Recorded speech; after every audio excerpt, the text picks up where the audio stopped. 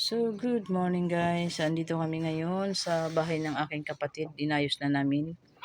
Ginawa na naming tindahan. Kasi nanghingi ako ng maliit na pwesto dito guys. So, ayan yung labas niya guys. Oh. Yan. Yan yung tangke namin. Kaya pag may nag-iigib dyan, so ayan nakikita ko. So, medyo maputik dito sa amin guys. No? Kasi nag-uulan kagabi.